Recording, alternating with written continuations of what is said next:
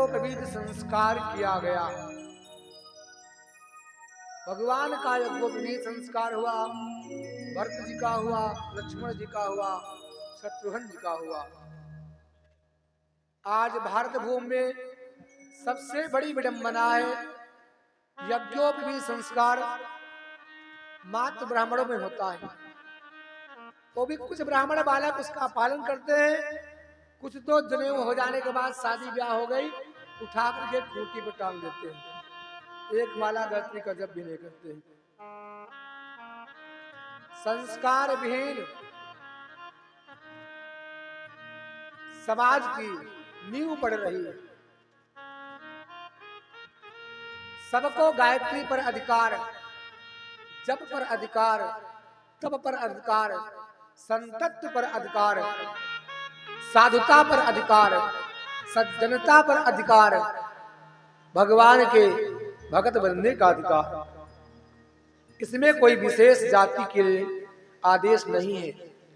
किसी भी पुराण में, किसी भी शास्त्र में, किसी भी वेदों में कहीं नहीं। मानव जात के लिए प्रत्येक मानव जात भगवान का भक्त है, भगवान का दास है, भगवान का अनुकंपा पाने का उसे अधिकार है, दर्शन करने का अधिकार है, जप करने का अधिकार है, तप करने का अधिकार है।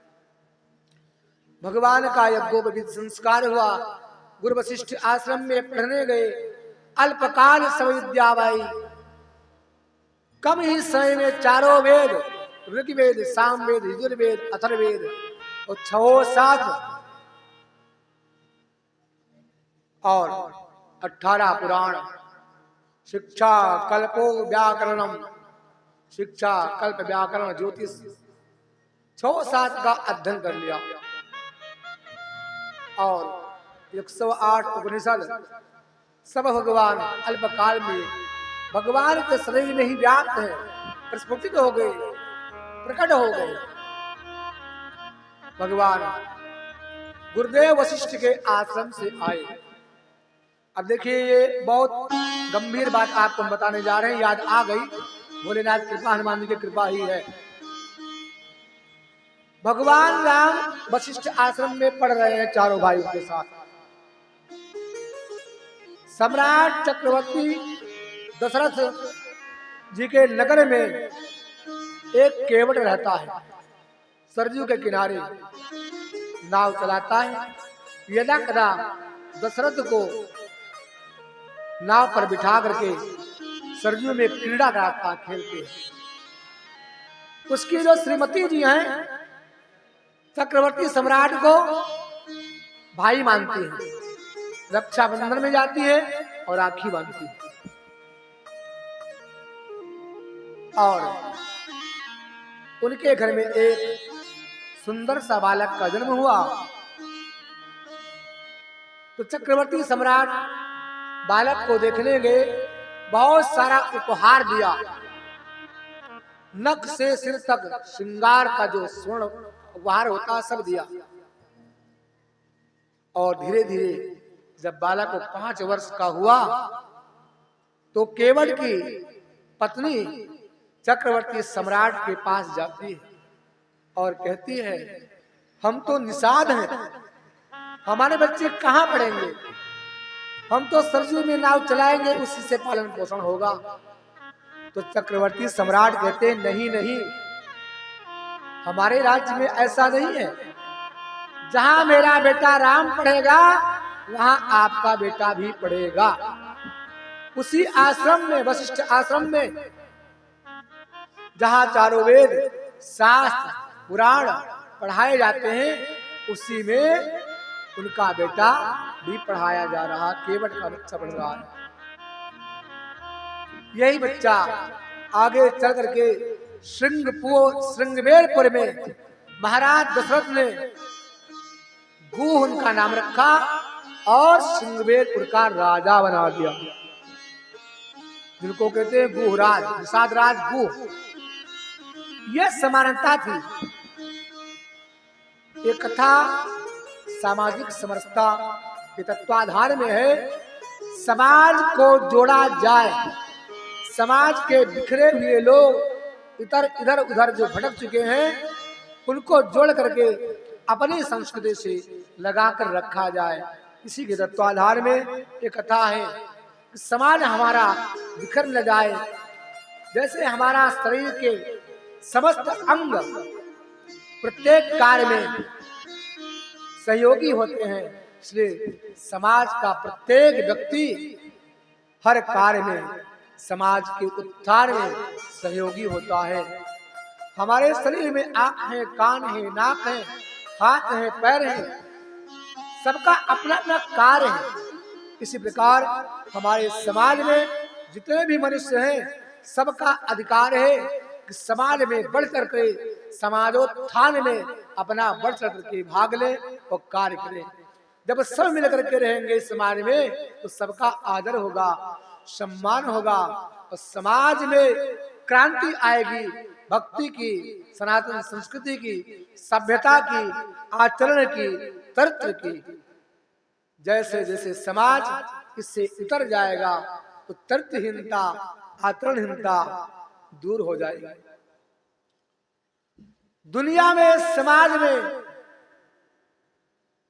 जब तक हम श्रेष्ठों के संगत में रहते हैं, जुड़े रहते हैं, उनकी कृपा और अनुकंपा बनी रहती है तो हम सही मार्ग पर चलते रहते हैं। जैसे श्रेष्ठों और सज्जनों की संगत दूर होती है, एक पल में कुसंगत के क्षण मात्र के सत्संग से हम कुमार्गगामी हो जाते हैं, पतित हो जाते हैं, राक्षस प्रवृत्ति में तब्दील हो जाते हैं।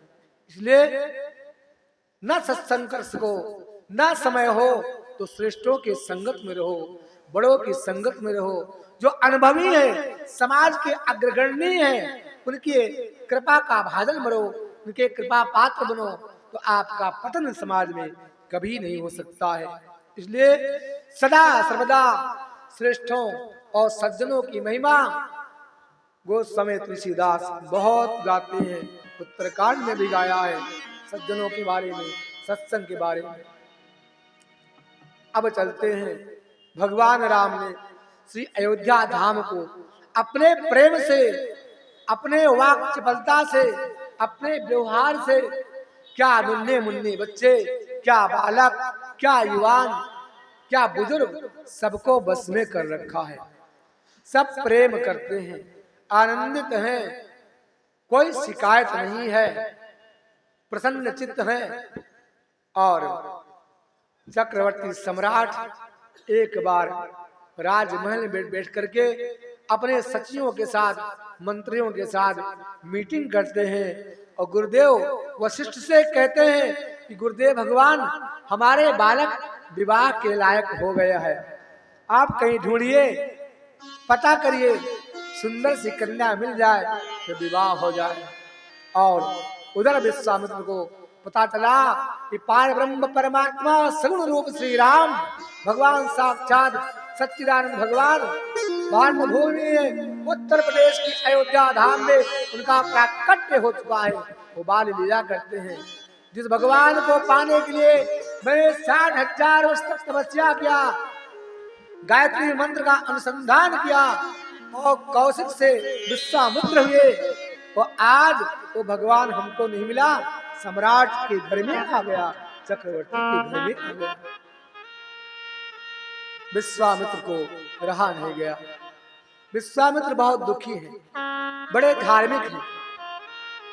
रावण ने तपस्या जब की तो उन्होंने यही कहा, हम काहू के मरे न मारे, बानर मनुज जात दीवारे। समाज में जो बंदर है वो तो मेरा आहार है, वो मनुष्य की सभ्यता का, मानवता का हम नाश कर देंगे, किसी को धार्मिक रहने ही नहीं देंगे।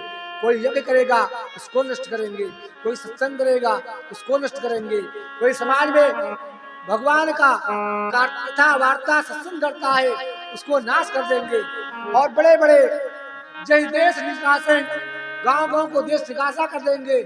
आचार्यों को, ब्राह्मणों को, संतों को मारेंगे, पीटेंगे, खाएंगे, राक्षसों से खवाएंगे। इस प्रकार प्रवृत्ति समाज में फैली। इसके लिए विश्वामित्र बहुत दुखी है। आपके बिहार में जनकपुर के आसपास जो बक्सर का क्षेत्र है वो विश्वामित्री का क्षेत्र है।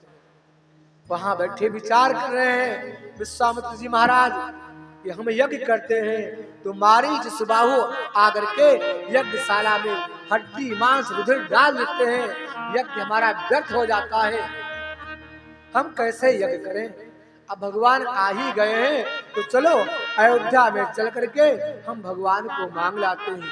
तो सम्राट हैं, बड़े दिलदार हैं, मेरी बात को मानेंगे नहीं, टालेंगे नहीं, मना नहीं करेंगे, ना नहीं करेंगे। बक्सर साले बाबा महाराज विश्वामित्र वहां से चल देते हैं और चलते चलते आगे बढ़ते चले जा रहे हैं। विश्वामित्र वहां बन जाने विश्वामित्र महामुनि ज्ञानी, विश्वामित्र महामुनि ज्ञानी, विश्वामित्र महामुनि ज्ञानी, विश्वामित्र महामुनि ज्ञानी। बसहि विपिन शुभ आश्रम जाने, बसहि